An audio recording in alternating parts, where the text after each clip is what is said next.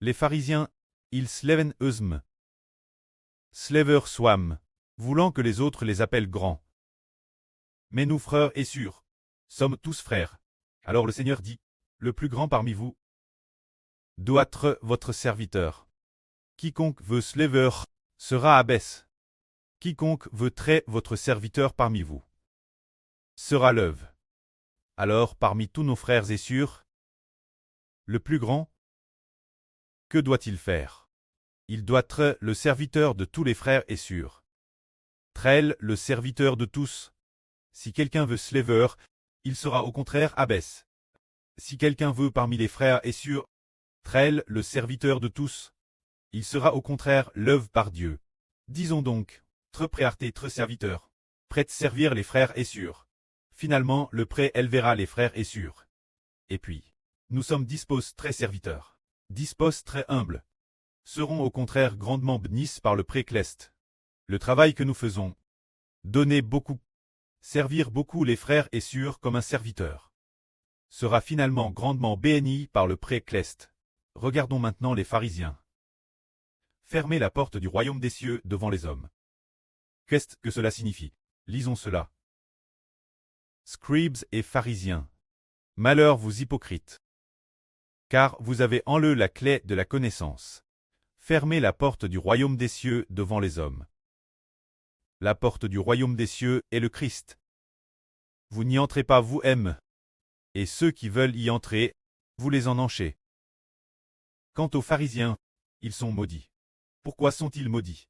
Ils détiennent la clé de la connaissance. Ce qu'on appelle la clé de la connaissance. C'est la vraie de la Bible. Le contenu de la Bible, ou les principes de la loi, mais bien qu'ils aient les paroles des prophètes.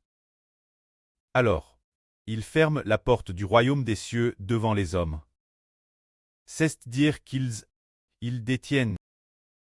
Parce qu'ils sont appelés pharisiens, et aussi appelés scribes, ils ont donc bien étudié la Bible. Et en étudiant bien la Bible, ils ont compris les choses concernant le Messie prophétisé dans la Bible. Ceux qui ont bien étudié la Bible prétendent détenir la clé de la connaissance. Alors ils disent devant tout le monde que Jésus n'est pas le Messie. Ne croyez pas en lui. C'est ainsi qu'ils ont fermé la porte du royaume des cieux. C'est parce qu'ils comprennent. Ils connaissent bien la Bible. Ils savent concernant le Messie. Concernant le Christ, mais ils disent pourtant aux gens, Jésus de Nazareth n'est pas du tout le Messie, n'est pas du tout le Christ.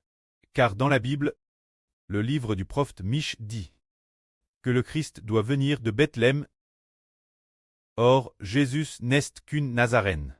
Donc il n'est pas le Messie, pas le Christ. Nous ne croirons pas en lui. Ne croyez pas en lui non plus. C'est ce que les pharisiens et les scribes ont fait, ne voulant pas croire en Jésus pour entrer dans le royaume des cieux. Ils ne permettent pas non plus aux autres de croire. C'est pourquoi on dit « Malheur de telle personne ». Alors s'ils ne croient plus, et ceux qui amenent les autres ne pas croire, alors ils sont vraiment maudits. Ceux qui ne croient pas en Jésus prieront tous, mais ceux qui croient en Jésus peuvent vraiment entrer dans le royaume des cieux. Ce sont les pharisiens, poussant intentionnellement les gens à abandonner le Christ. Quel est le but d'abandonner le Christ? Ils pensent, si tout le monde va croire en Jésus, alors qui d'autre croira en nous, pharisiens? S'ils vont tous croire au Christ, alors notre religion des pharisiens, personne n'y croira plus. Alors ils empêchent intentionnellement les gens de croire en Jésus. C'est pourquoi le Seigneur dit qu'ils sont maudits. Tout comme les gens d'aujourd'hui, l'avenir, beaucoup empêcheront aussi de croire en frère Héber. Ils craignent qu'un croyant en frère Héber, les fils de leur religion diminueront. Alors ils sont maudits. S'ils font obstacle, que la gloire soit auprès et au Seigneur. Amen.